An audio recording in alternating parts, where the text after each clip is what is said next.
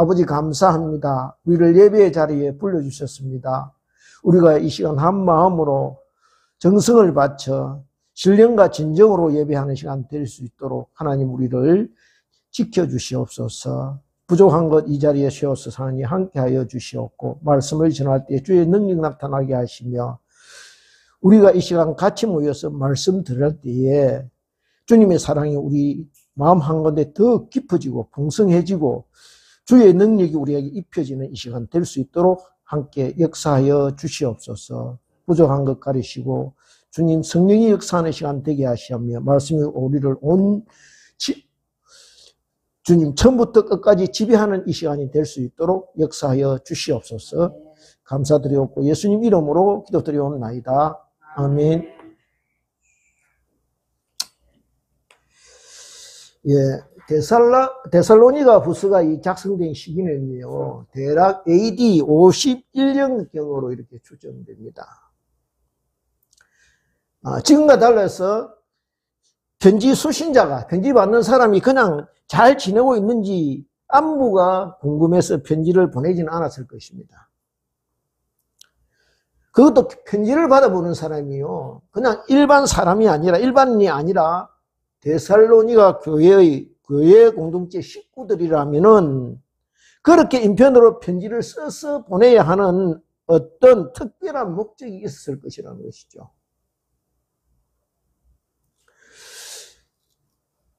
우리가 알고 있듯이 데살로니가 교회는요, 바울 일행이 마게도니아 지역에 개척하는 교회입니다. 바울과 실라가 2차 전도 여행에서 여행 중에 이 아데노로 내려가다가 도중에 들러서 그렇게 개척한 교회입니다.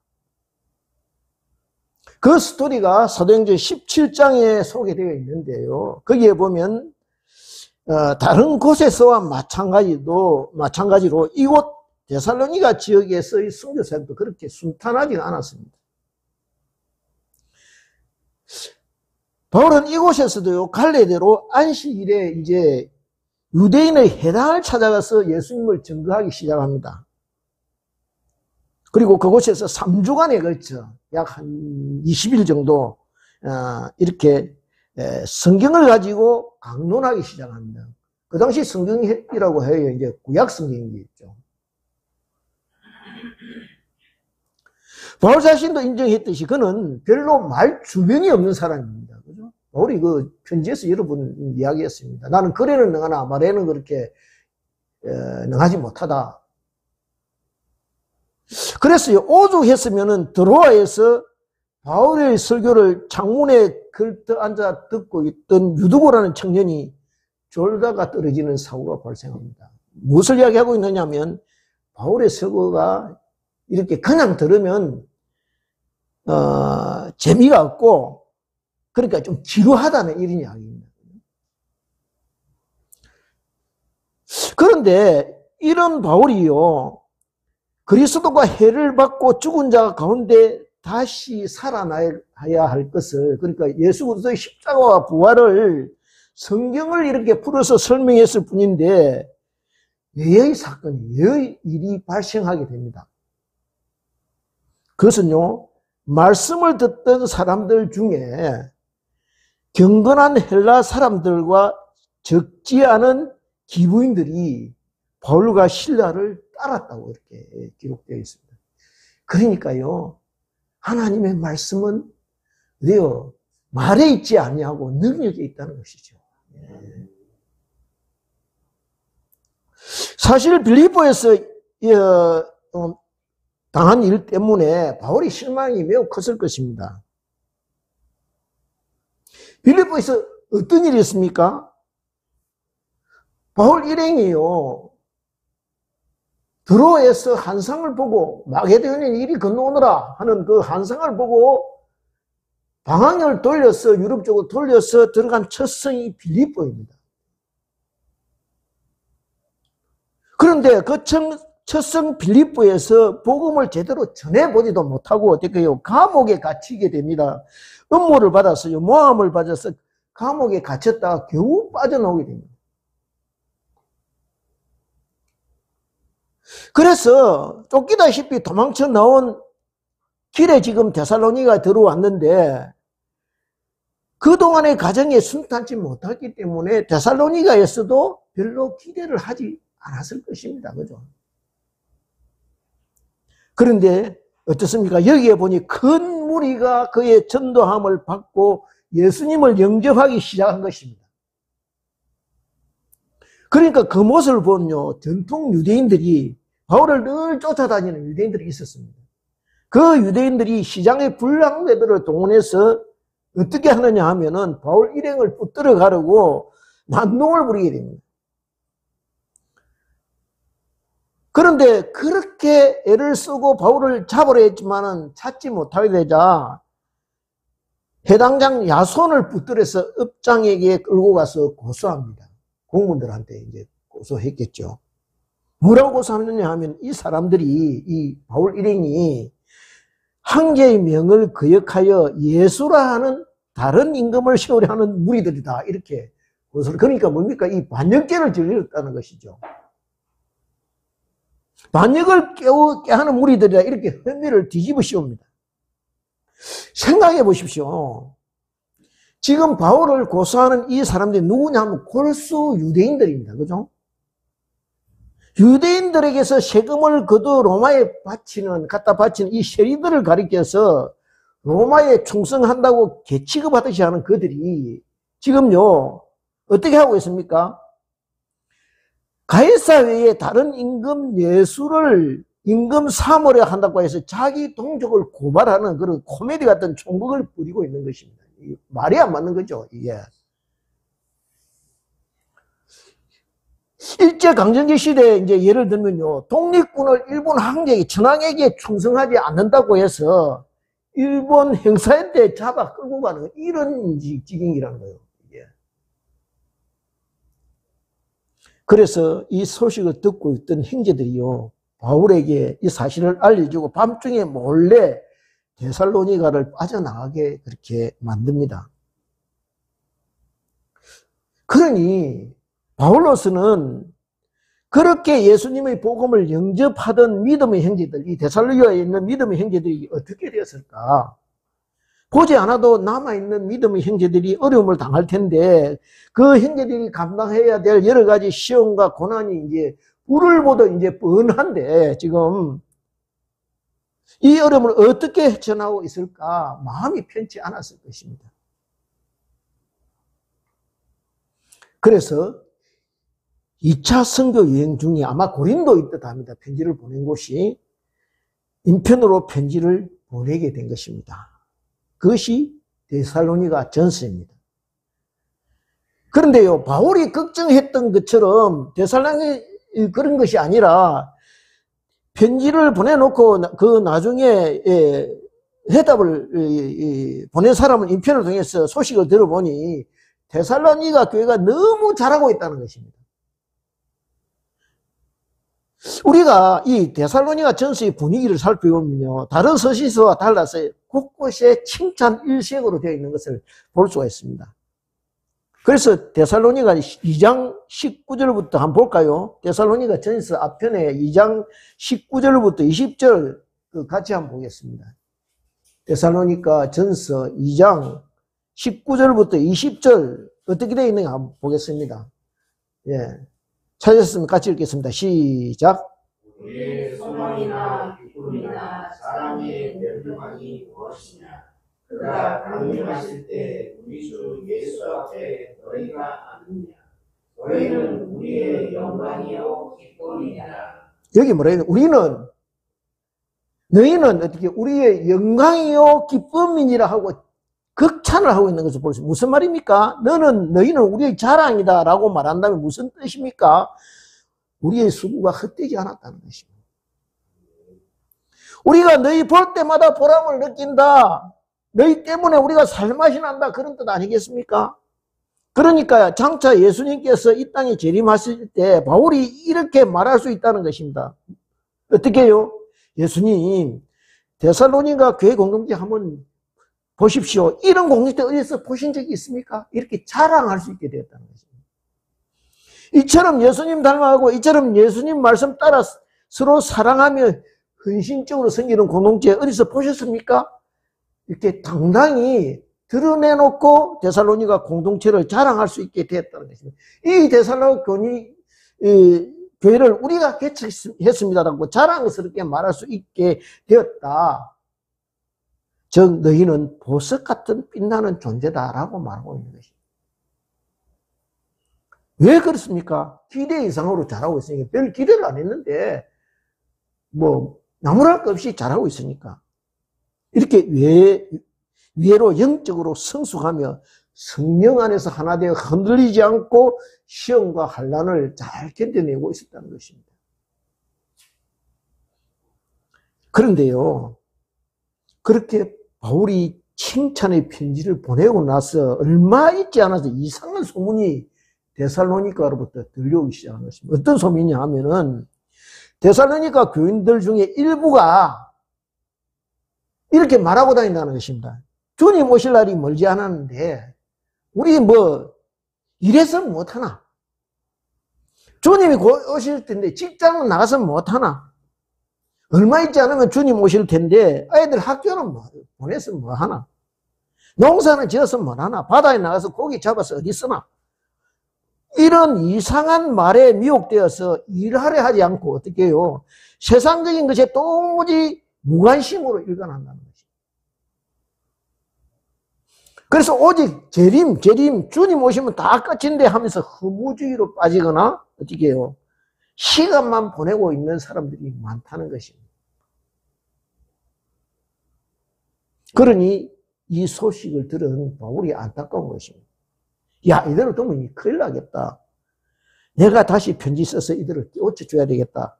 이렇게 해서 데살로니가 전서를 보낸 지 불과 한 2, 3개월 만에 다시 후서가 쓰여지게 된 것입니다. 이제 이런 사정과 분위기를 감안해서 다 같이 1절을 우리가 오늘 본문 데살로니가 후서 1장 1절을 같이 합독하겠습니다.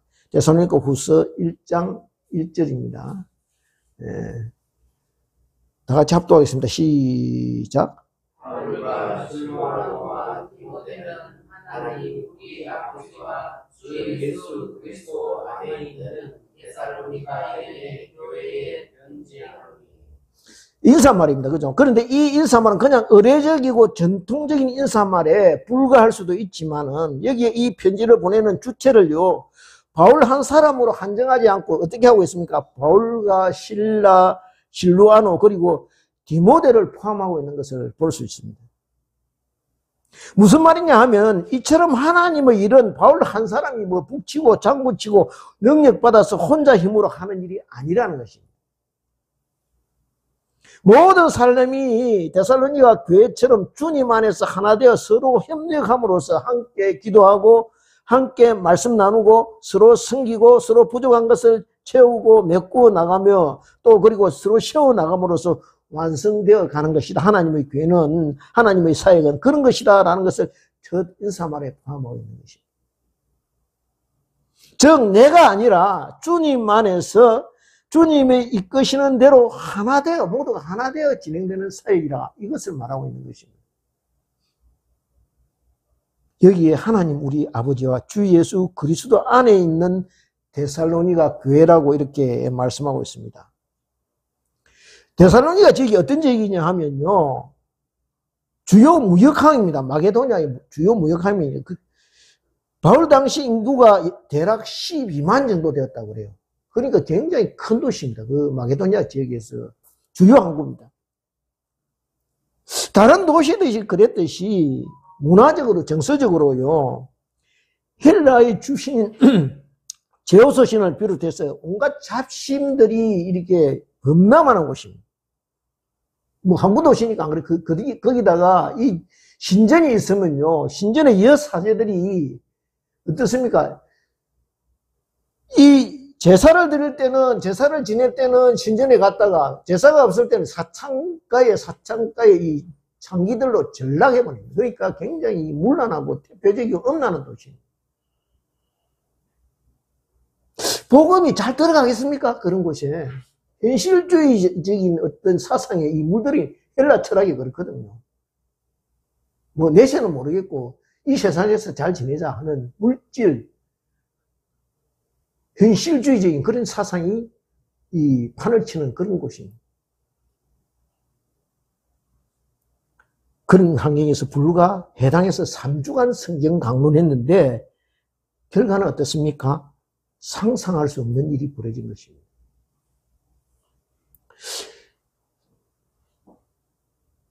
제가 이 말씀을 묵상하면서 어떤 걸 느끼냐 하면요.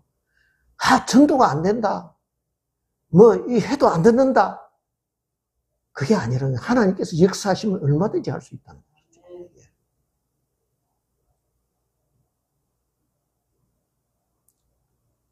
3주간 성경 강론했는데 상상할 수 없는 일이, 그래서 바울이 깨닫게 된 것이 무엇이냐 하면요. 이 일은 우리가 한 것이 아니라는 거예요. 이 일은. 하나님 아버지와 예수 그리스도께서 주도적으로 이 복음의 역사를 시작한 것이다 라고 깨닫게 된 것이라는 거예요. 그래서 2절에 어떻게 되어 있어요? 2절을 같이 읽겠습니다. 시작. 하나님 아버지와 주 예수 그리스도로부터 은혜와 평강이 너희에게 있을지어다. 은혜와 평강이 주 예수 그리스도로부터 너희에게 있을지어다 라고 이미 데살로니가 교인들이 누리고 있는 축복, 경험하고 있는 복들을 지금요 확인시켜주고 있는 것입니다. 그들이 지금 은혜 가운데 평강 가운데 있다. 어떻게? 환난을 견디고 있으니까. 내게 들려오는 여러 가지 소식 들으니 데살로니가 교회에 여러 가지 압박과 주위의 핍박이 있으나 그럼에도 너희들이 흔들리지 않고 있는 것을 보고 내가 경험한 바로는 너희들에게 하나님의 은혜와 평강이 임하고 그 복을 누리고 있는 것이 틀림없구나 하고 칭찬하고 있는 것입니다. 즉 환난과 핍박을 견디게 해주는 힘과 능력이 무엇이냐 하면 은혜와 평강이라는 것입니다. 바울이 생각해보니 그가 성교 영정에 겪은 그 어려운 장애물과 고난을 버티게 해주는 힘이 어디서 나왔냐 보니까 하나님의 은혜였다는 거예요. 그리고 평강이었다는 것입니다. 앞에서 어떤 일이 있습니까? 데살로니가에 오기 전에 빌립보에서 어떤 일이 있었습니까? 복음을 전하다가요. 그 우상 만드는 사람들한테 모함을 받아서 빌립보 감옥에 갇혔습니다. 어떤 일이 벌어집니까? 옥터가 진동하고 옥문이 열려지는 것을 경험하게 됩니다. 빌립보 감옥에서 그렇습니다. 지하 감옥에서. 차갑고 캄캄한 감옥 지하에 갇혀서요. 내일 오늘 무슨 일을 당할지 알 수 없는 불안 속에서도 하나님께서 하늘의 평강을 주셔서 어떻게 합니까? 기도하고 찬양했더니 옥터가 움직이고 잠겼던 옥문이 열려지고 족쇄가 풀려지는 이 놀라운 사실을 경험하게 됩니다. 빌립보에서. 그렇습니다. 찬양은요, 우리에게 하늘의 평강과 위로를 줍니다. 여러분, 마음이 어지럽고 혼란스럽고 걱정되고 염려됩니까? 찬양하시기 바랍니다. 그럴 때요, 하늘의 평강이 우리에게 임한다는 겁니다. 바울이 그 사실을 경험하고 은혜와 평강을 누렸기 때문에 그 누린 은혜와 평강을 지금 데살로니가 교회에 다시 전하고 있는 것입니다. 그렇습니다. 그럴 때 은혜와 평강이 고통 중에 있는 다른 지체들에게 정말 기적 같은 선물로 찾아오게 되는 것입니다. 혹시 저와 여러분이 이처럼 시험의 한가운데를 통과하신 적이 있으십니까? 그런 가운데 처해서 쩔쩔 매다가 하나님 만나신 적이 있습니까? 하나님의 뜻은요, 그 고난과 시험 가운데 누리고 경험한 은혜와 평강을 다른 지체에게 전달해주고 그들을 위해 기도해주는 위로자와 메신저가 되기를 원하신다는 거예요. 이제 다 같이 2절을 보겠습니다. 2절을 같이 보겠습니다. 시작.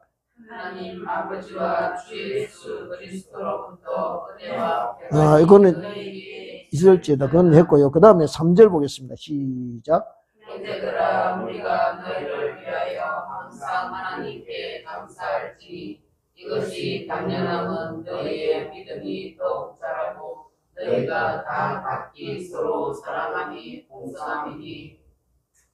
사랑함이 풍성함이 이렇게 됩니다. 저와 여러분이요, 모두 자랑하기 좋아합니다. 그래서 누가 나를 칭찬해주고, 높여주고, 인정해주면 기분이 좋아집니다. 그래서 어떤 사람은요, 물어보지도 않았는데 자기 자랑, 내가 어떻게, 어디에 산이 몇 개 있고, 집이 아파트가 몇 채 있고, 자랑하는 사람도 우리가 들어볼 수 있게 됩니다. 자기가 가진 돈을 자랑하고, 나온 학교를 자랑하고, 자기가 가진 힘을 자랑하고, 지금 누리고 있는 것들을 자랑합니다. 그래서 자기를 좀 알아달라는 것이. 그런데요, 여기에 보니 바울은 좀 특별한 것을 자랑합니다. 무엇을 자랑하느냐 하면, 자기를 자랑하는 것이 아니라 데살로니가 교회의 공동체의 믿음이 자라난 것과 서로 사랑이 풍성해서 박해와 환난 속에서도요, 꿋꿋이 서 있는 것을 자랑하고 있는 것입니다. 그렇습니다. 무엇을 자랑하는지를 보면요, 그 사람의 수준을 짐작할 수 있습니다. 자기 수준만큼 자랑하게 되어 있습니다. 자랑 중의 최고 수준이 무엇입니까? 다른 지체의 믿음을 자랑하는 것입니다. 그것은 곧 예수님을 자랑하는 것이죠. 왜요? 그 지체 안에 예수님을 자랑하는 것이랍니다. 사도행전 3장에 보면요, 제9시 기도 시간에 베드로와 요한이 성전에 기도하러 들어갔다가 나면서부터 못 걷게 된 사람을 성전 미문에서 만납니다. 두 사람이요, 그 사람이 이 두 사람을 보고 베드로와 요한을 보고 돈을 구결합니다. 동전 한 푼 주십시오. 이렇게 구결했겠죠. 그때 베드로가 그에게 뭐라고 합니까? 우리가 잘 아는 말입니다. 은과 금은 내게 없거니와 내게 있는 것으로 네게 주노니 나사렛 예수 이름으로 일어나 걸으라 하고 오른손을 잡아 일으켜 세웁니다. 어떤 일이 벌어집니까? 그 사람이 발과 발목에 힘을 얻어서 일어서게 됩니다. 그렇습니다. 저와 여러분이요, 예수 자랑하고 예수 이름 드러내면요, 이처럼 우리가 예수 이름 외친 곳에 기적이 일어나게 되는 것입니다. 평생 미문에서요, 동전이나 구걸하던 사람이 어떻게 해요? 어떻게 됩니까? 성전에 들어가서 하나님을 찬양하는 놀라운 일이 벌어지게 되는 것입니다. 그러므로 우리가 세상 자랑이나 돈 자랑, 힘 자랑하는 것이 아니라 예수 이름 외치며 예수 자랑하는 사람이 되기를 소원합니다. 자, 여러분이 되기를 소원합니다. 이제 4절입니다. 4절에 보면요, 4절이면 4절 같이 한번 볼까요? 4절 같이 읽겠습니다. 시작. 그러므로 너희가 견디고 있는 모든 박해와 환난 중에서 너희 인내와 믿음으로 말미암아 하나님의 여러 교회에서 우리가 친히 자랑하노라. 하나님의 여러 교회에서 이 자랑한다고 되어 있습니다. 그죠? 그런데 3절에 보니까 믿음이 더욱 자라고 사랑이 풍성한데 지금 처해 있는 상황은 어떠하다는 것입니까? 지금 처해 있는 상황은 4절에 보니까 박해와 환난 중에서 이렇게 되어 있습니다. 그죠? 우리 한번 보겠습니다. 형편이 어려워지면요, 좋게 지나던 사람도 서로 멀어지게 되어 있습니다. 그죠? 한때 입속에 있고도 서로 내주고 사탕도 같이 빨던 사람들이 가깝게 지는 이런 형제 같은 사람들도 살림살이가 어려워지면요, 서로 니탓 내탓 하다가 모른 체 합니다. 그런데 여기 데살로니가 교회는 어떻습니까? 그럴수록 사랑이 어떻게 해요? 풍성해졌다고 바울이 칭찬하고 있습니다. 무슨 의미냐 하면 그들은 지금 예수 그리스도의 사랑을 실천하고 있는 것입니다. 말씀을 바로 들었다는 것입니다. 바울이 전한 말씀을, 예수님이 어떻게 우리를 사랑했는지 그것을 바로 듣고 그것을 바로 실천했다는 것입니다. 해당에서 불과 3주간의 말씀을 들었을 뿐입니다. 게다가 그들이 대부분 성경을 제대로 알고 있는 유대인들이 아닙니다. 그죠? 대다수가 헬라인이거나 부인들입니다. 저와 여러분에게 성경을 한번 제가 이렇게 물어보면요, 저도 그렇고 여러분도 그렇고 거의 모르는 것이 없을 정도로 성경에 대해서 모두 해박한 지식을 가지고 있을 것입니다. 많이 알고 있다고 해서 제대로 실천하는 것이 아니라는 거예요. 바로 알고 제대로 알아서 말씀에 순종하는 그것이 제대로 된 믿음이에요. 예수님이 말씀하셨습니다. 좁은 길을 가라고 말씀하셨죠. 그런데 그 길이 험하고 협착해서 가는 사람이 많다, 적다? 적다고 했습니다. 적다. 왜냐하면 사람들이 모두 편한 길을 가려 하기 때문입니다. 편한 길이 아니라 어느 길로 가야 된다고요? 생명의 길로 가야 된다는 겁니다. 우리가 많이 알고 있습니다. 제가 전번에도 이게 예화로 한번 말씀드렸던 것이 생각나는데요. 북경의 그 용경읍 그 골짜기에 가면은 이쪽 골짜기와 저쪽 골짜기 사이 줄을 이렇게 예줄을 매놓고 자전거를 타는 사람이, 고개를 부리는 사람이 있습니다. 장대를 이렇게 두 손으로 잡고 자전거를 이렇게 이 손을 놓고 그냥 자전거만 타고서 이쪽 낭떠러지에서 저쪽 낭떠러지로 이제 건너가는 거죠. 참 놀라운 재주입니다. 그죠? 그 사이에는 그 무려 몇십 미터 된, 떨어지면 바로 이제 그 물가로 떨어지는 거죠. 살아날 수 없는 거죠. 그 사람이 밑에 보고 있는 관중들에게 말합니다. 관중들에게. 여러분, 내가 여기서 저기까지 지나갈 것을 믿습니까? 하면 관중들이 모두, 예, 믿습니다. 박수 착착 칩니다. 그죠? 근데 그렇게 믿는다면 누구 한 사람 여기서 나와서 내 등 뒤에, 자전거 뒤에 한번 타볼 자신 있습니까? 아무도 안 나갑니다. 왜요? 그래도 혹시 이때까지는 잘 지나갔지만은 모르겠다 이거예요. 그걸 확신할 수 없다는 거예요. 믿음이 그렇다는 것입니다. 믿음은요, 언제든지 환난과 고난을 수반하게 돼 있다는 거죠. 그 고난을 감수하는 것이 믿음이라는 거예요. 전적으로 믿으면은, 우리가 정말 예수님 믿는다면은 그 사람, 예수님 등 뒤에, 예수님이 일이 만일 이 기회 부리는 사람이라고 친다면 예수님 뒤에 우리가 앉아서 예수님 허리를 껴안고 같이 가는 것이 맞다는 거예요. 그게 참 믿음이다.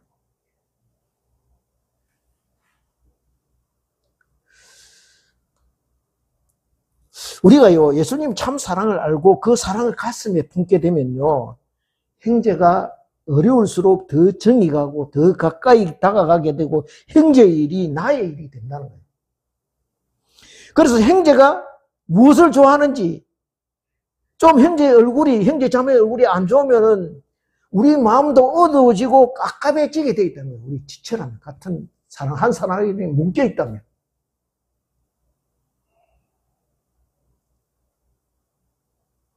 우리가 그렇습니까? 하고 한번 물어보자는 거예요. 그런데 제가 이렇게 가만히 생각하니까 적어도 우리는 이런 경험을 다 같이 공유하고 있다는 거예요. 그래서 내가 집사님 하신 말씀 생각납니다. 작은 교회가 얼마나 좋은데 라고 말씀하신 거예요. 저는 그것을 기억하고 있습니다. 그렇습니다. 같은 고난을 만납니다. 같은 어려움을 겪습니다. 그렇게 되면요, 어떻게 됩니까? 예수 그리스도로부터 나온 사랑의 힘이 서로를 강하게 묶어주는 것입니다.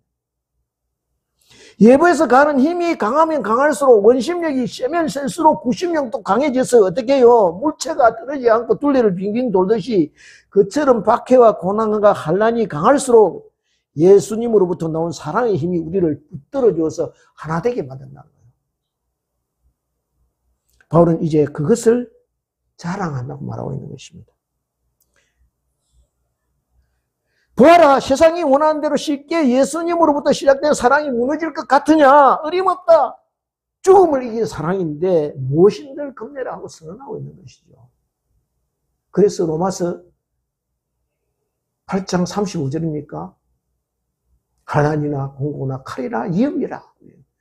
누가 우리를 그리스도의 사랑에서 끊으리요? 환난이나 공고나 칼이나 위험이라. 아무것도 끊을 수 없다는 거예요. 이제 5절을 같이 보겠습니다. 5절을 같이 읽겠습니다. 시작. 우리는 하나님의 공의로운 심판의 표요 의로 하여금 하나님의 나라에 합당한 자로 이름을 받게 하려 하니 그 나라를 위하여 너희가 또한 고난을 받느니라. 여기에 이는 하고 시작합니다. 그러니까 하나님을 믿는 성도를 왜 어려움을 당하고 고난 가운데 처하게 되느냐, 그 이유는 하고 말하고 있는 것입니다. 그것은 다름이 아니라 하나님의 공의로운 심판의 표다. 누가 볼 때에도 하나님의 심판은 정의롭다 하고 인정할 수밖에 없는 증거가 된다라고 말하고 있는 것입니다. 왜냐하면요, 그 사람이 받는 고난과 환난 중에 있으면서, 어떤 사람이 고난과 환난 중에 있으면서 믿음을 지키기 위하여 얼마나 인내하며 참고 견뎌냈는가, 그것을 보게 되면은 그는 과연 천국에 들어가기에 부족함이 없는 사람이구나 하고 인정할 수밖에 없다는 것이죠. 그러므로 누구나 천국에 들어가기 위해서는 이런 시험의 과정, 고난의 과정, 환난의 과정을 거쳐야 한다는 것입니다. 그렇다면 저와 여러분 이런 꼭 험난한 과정을 통과해야 하는가? 이렇게 문제를 제기할 수도 있는, 만약 그렇다면 다른 종교의 수행 과정과 뭐 다른 것이 없지 않는가? 그렇게 이의를 제기할 수도 있을 것입니다. 건너뛰어서요, 11절을 같이 보겠습니다. 11절 같이 읽겠습니다. 시작.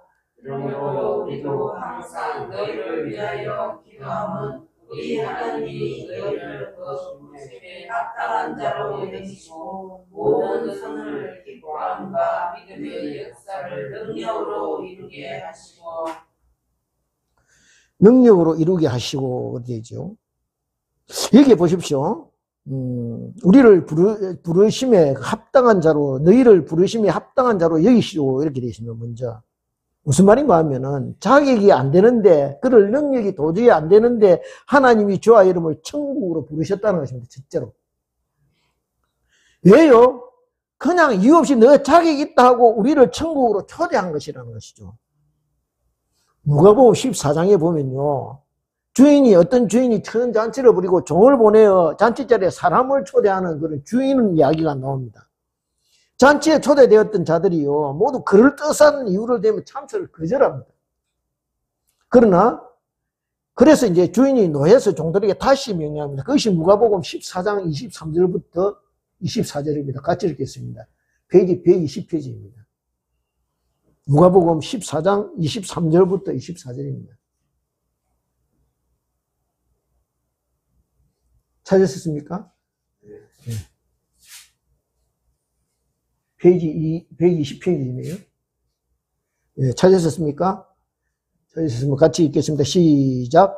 주인이 종에게 이르되 길과 산까지로 나가서 사람을 방문하여 데려다가 내 집을 채우라. 내가 너희에게 말하노니 전에 청하였던 그 사람들은 하나도 내 잔치를 맛보지 못하리라 하였다 하시니라. 그렇습니다. 우리가요, 자격 갖춰서가 아니라, 초대장 있어서가 아니라, 어떻게 해요? 그렇게 우리는 잔치 자리로 끌려 나온 복 많은 사람들이라는 거예요. 그렇게 끌어다 놓고 그냥 이렇게 아무것도 안 하십니까? 아닙니다. 여기에 보니까 모든 선을 기뻐함과 믿음의 역사를 능력으로 이루게 하시고 이렇게 되어 있습니다. 그러니까 우리가 선을 이룹니까? 아닙니다. 이루게 하신다는 거예요. 주님이 가지신 능력을 우리에게 입혀서 선을 이루게 하시는 것입니다. 어떻게 우리 주위에 있는 지체들, 가족들, 사랑하는 형제들을 통해서 강구하게 하시고, 그리고 때로는 성령이 말할 수 없는 탄식과 강구를 하여 주셔서 저와 여러분을 천국에 앉히도록 다듬어 가신다는 거예요. 그렇게 예수 그리스도의 옷, 신부의 예복을 입혀서 천국에 입장하도록 만들어 가신다는 것입니다. 그러므로 기도가 무엇이냐 하면 저와 여러분이 천국에 들어가는 신부 화장을 하고 드레스를 입는 것과 똑같다는 것입니다. 저 기도는 신랑 대신 예수 그리스도의 긍휼을 입는 것이라는 거예요. 그래서요, 천국에 다른 자격이 있는 것이 아니라 어떻게 해요? 주님, 나는 자격 안 됩니다. 힘도 능력 없습니다. 주님이 어떻게 좀 해주세요 라고 자기가 부족함을 느낄수록 기도하게 된다.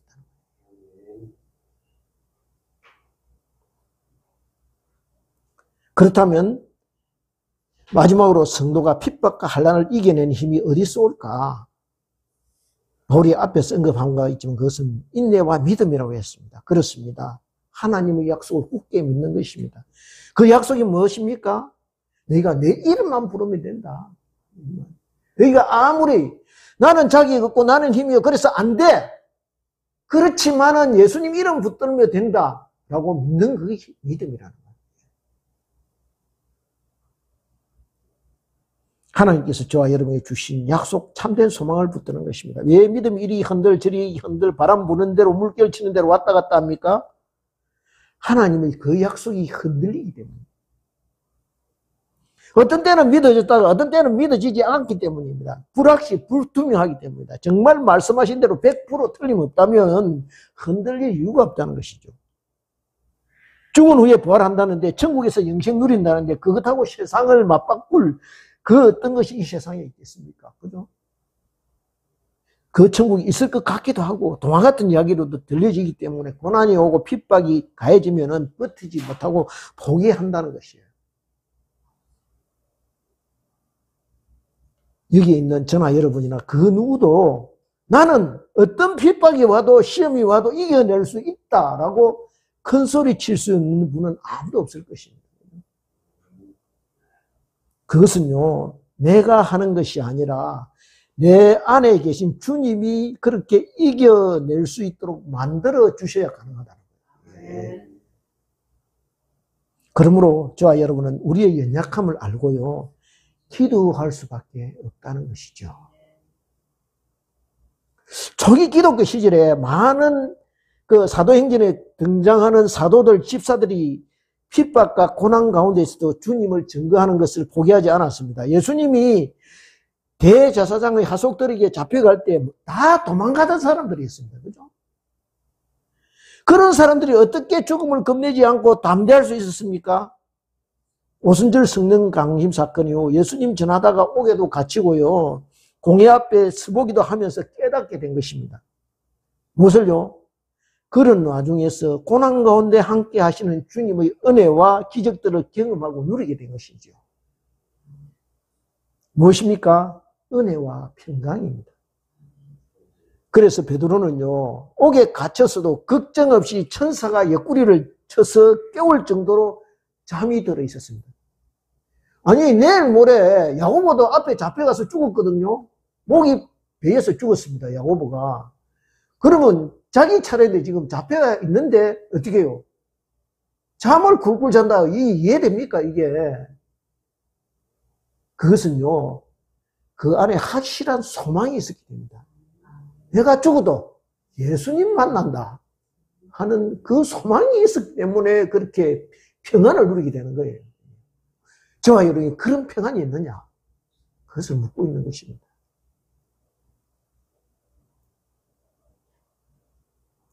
그래서요, 이런 여러 가지 사건을 통해 느끼게 된 것은 무엇이냐 하면은, 하나님께서 허락하지 않으시면 참새 한 마리도 그냥 떨어지지 않는구나 하고 느꼈다는 거예요.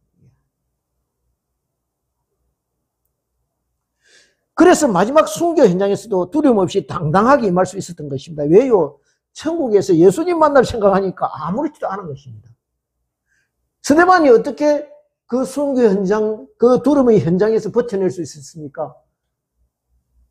하나님께서, 주님께서 눈을 열어주셔서, 스데반의 눈을 열어주셔서 천국을 보여주시니까, 그 천국을 보여주시니까 죽음이 돌로 맞는 것이 아무렇지도 않은 거예요.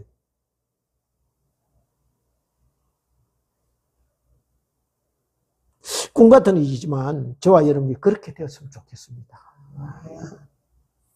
요즘 걱정되는 것은 그동안 너무 많은 사람들이 주님 오실 날이 몇 월 며칠이라고 떠들어서 믿는 사람들조차도 재림 신앙을 꿈속의 이야기처럼 생각하는 것입니다.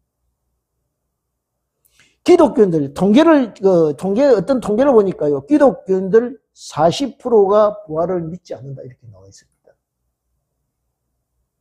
그러면 도대체 무엇을 믿는다는 것이죠? 그냥 마음 공부하러 다니는 것도 왜? 마음 공부하러.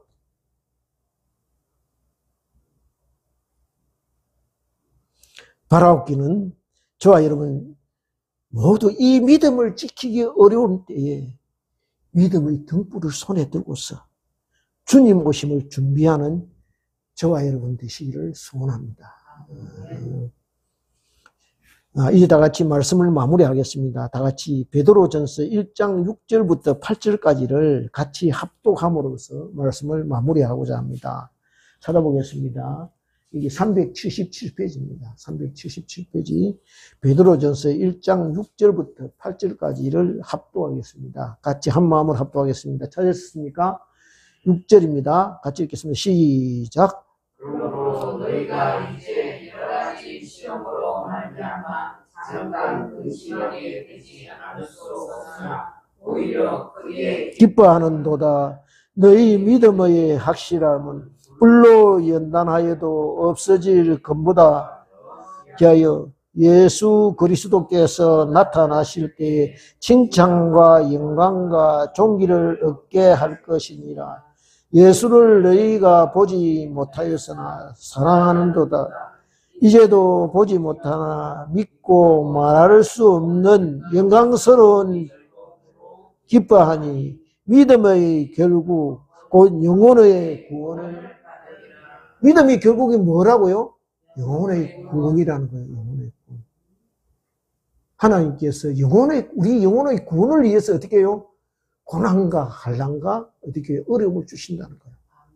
그러니까 그 소망 붙들고 흔들리지 말고 붙잡고 주님 바라보고 견디면은 하나님께서 곧 우리에게 영광의 날을 주신다는 것입니다.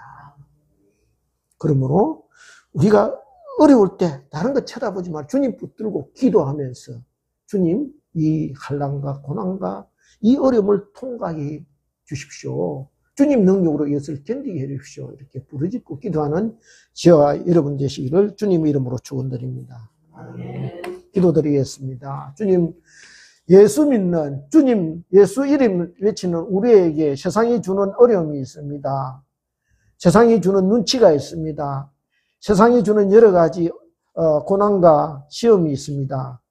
주님, 우리와 함께하여 주시어서 우리 능력으로 이거 이겨내는 것이 아니고 주님이 우리에게 능력 주시야 감당할 수 있을 텐데 우리가 능력 받아서 이 모든 것을 이기고 넉넉히 승리하는 저희들 될 수 있도록 주님 우리와 동행하여 주시고 함께하여 주시옵소서. 세상 지나갈 수 의지할 것 주님뿐이라고 하셨으니 오직 주님만 의지하고 붙잡는 저희들 신앙 믿음 될 수 있도록 함께하여 주시옵소서. 감사드리옵고 예수님 이름으로 기도드리옵나이다. 아멘.